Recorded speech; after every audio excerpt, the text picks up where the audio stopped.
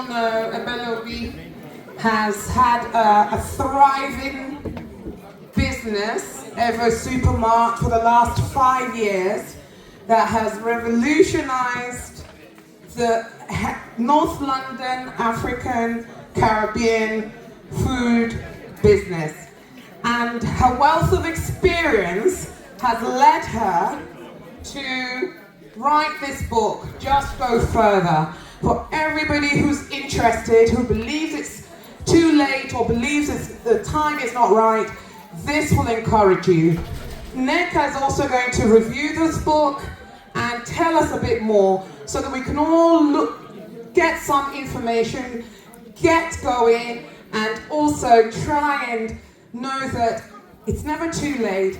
Whatever we want to do, we can achieve. Whatever business we're thinking of, we can achieve. Nneka will look further into it, review it for all of us, and tell us how wonderful, inspirational it is. And also to the wonderful woman of many talents, Ebele Obi, congrats. Please give a round of applause. As I said, this book is incredible. As I said earlier, this book is incredible. I had the privilege of Ebele asking me to read the book last year and to review it. And I'm very excited because I published a review on my website about it, and it's linked to her website as well. So you can buy a copy of the book if you don't buy it today, but I urge you to buy it today. Now, we are all familiar with the world of work changing. The future of work is changing, not just for adults, but for young people.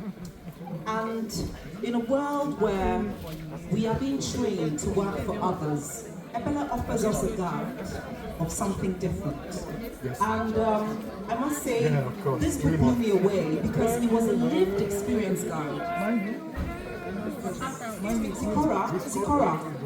Sikora, I'm going to need you to close the door. So if you come in, you close the door, yeah? Thank you. Yeah, so this book is a lived experience one. And I think what she's trying to do in the book is to take us along her journey of entrepreneurship. And I think there is so much more ahead coming. Now, the book is titled Just Go Further, Become the Total Entrepreneur. And how can you do this? I think she goes about it, as you all know, Ebele is a coach and a mentor and a business person. And she was my senior in secondary school. And we've been connected many years later. I have enormous respect for her thinking, for her generosity in actually pulling this sort of work together. So the book is spread into 3 parts. The first part is becoming the entrepreneur. The second part is about sustaining the growth of an entrepreneur. And the final part is about succession planning, legacy, exit planning. Now, the first thing she starts by breaking the myth is, who is an entrepreneur? Can anyone tell me? Can you guess? So we all think it's somebody who sets up a business, you know, who's a conglomerate, who owns one. But Ebele starts by saying that all of us are entrepreneurs. And why does she say this? She believes, and I do agree with her, that all of us are born with the entrepreneurial spirit. And the environment, the nurturing that we have determines whether we go on to become that entrepreneur. It could be in the workplace as an entrepreneur, or it then fizzles out into the ether. And this book is directed at everyone. Whether you are an entrepreneur working for an organization, bringing out innovative solutions, or you are at home deciding to set up your own business, or you're a young person who's trying to figure out their way, she gives you a roadmap as to how to become that. And she offers us a lot of research, not just from Harvard Business Reviews, but from well-recognized entrepreneurs who have gone on to achieve amazing things, with a lot of lovely quotes. One of them on courage by Maya Angelou, which is like the totality of all the virtues that allows you to then go on to achieve everything you need to do. The fact that she recognizes that a lot of ideas are born, and that there is the spirit of inertia, the fear of failure, the lack of confidence, the self-doubt. and how one works through this with a coach or with a mentor to overcome that in order to then take the ideas to fruition. One of the first comments her mentor made to her in one of the chapters, which blew me away, was, passion is great, but it needs to put food on your table. And we know that in this day and age, everyone is all about passion. Oh, I need to follow my passion. I do work with a lot of young people. Oh, I want to discover my passion. Yeah, but can you put food on the table? If you cannot put food on the table, you're going to have to pack that passion and go away, have some business or opportunity to help you set up to come back to those passion goals. And that's one of the things that Ebele shows us in this book.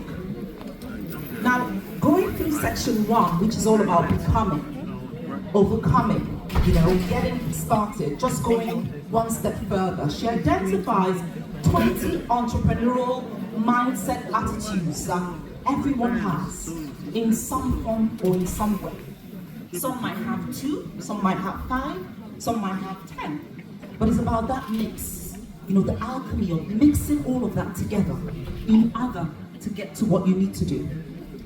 And she offers this all in a way that is modern day language, everyday English, very understandable. And I personally think this is a mini MBA. I mean, looking through my work, this is my copy. I've actually written it and she's inspired me a lot.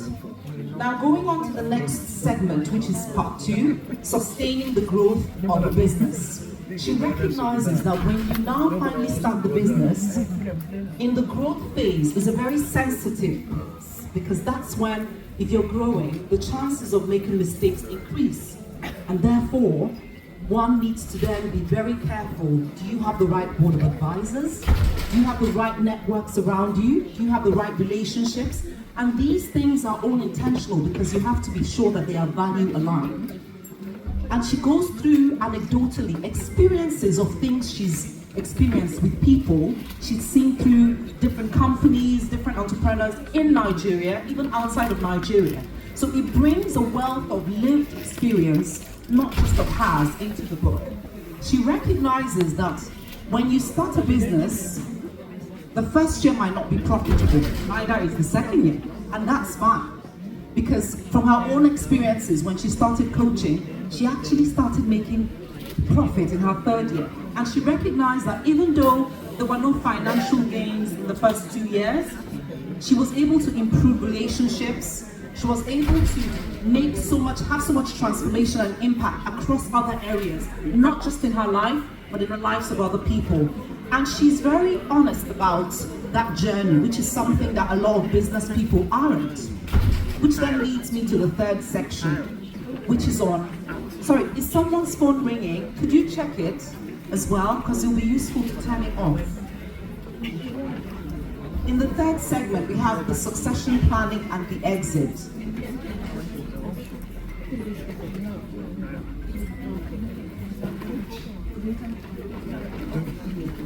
So in the 3rd segment, we have the exit and succession planning. And in this section, she recognized that of the 20 entrepreneurs she had interviewed, successful businessmen whose businesses range from 8 years to 20-something years, only 3 had an exit plan, which is quite astonishing. The fact that you need to start your exit planning from day one. And this chapter dedicates a lot of information in terms of advice, the principles and the routines of very well-renowned entrepreneurs. Hello ladies, even if you're not interested in entrepreneurship, this is important for the future of work and for our young people. So please bear with me. And then in the very last section, she also interviews about 7 very well-known Nigerian entrepreneurs who own groups of businesses. You'll be astounded by the people. I'm not even going to tell because you need to buy the book to find out.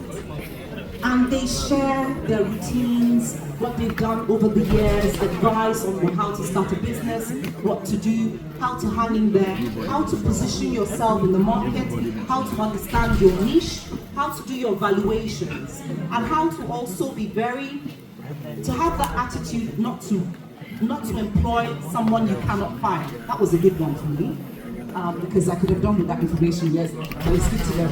So there were loads of reasons Ebele offers in the book that has actually been very insightful, and it's a huge huge mindset shift, which I think is a relevant book for our times, particularly for our young people. And she has honestly given us a lot to think about. She also offers the idea of Igba-Boy, which a lot of us as Igbos know.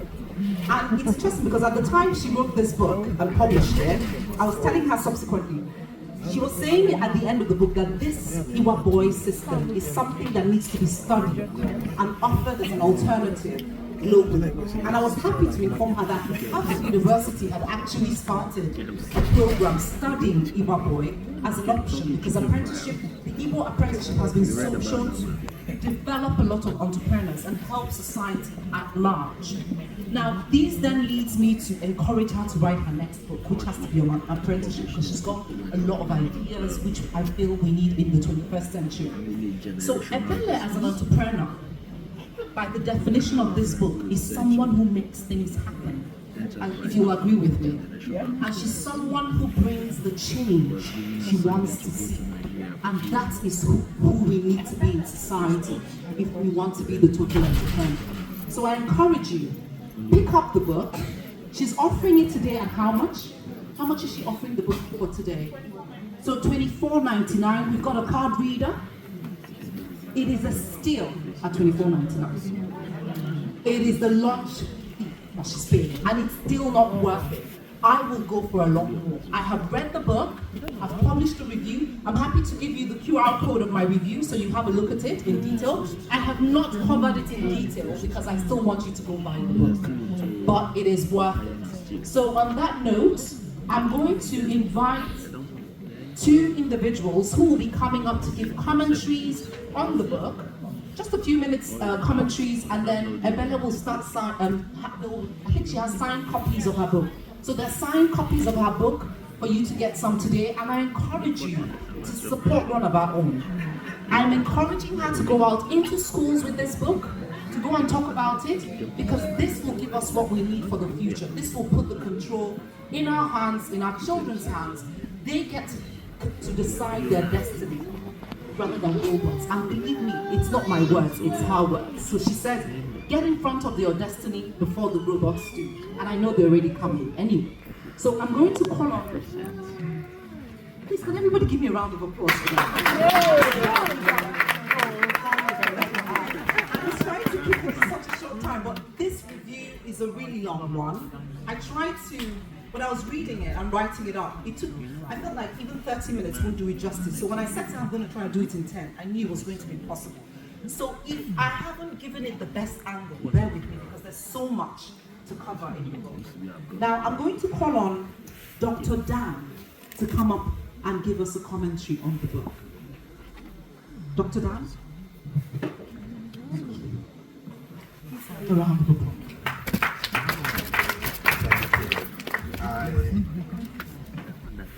You know, when I'm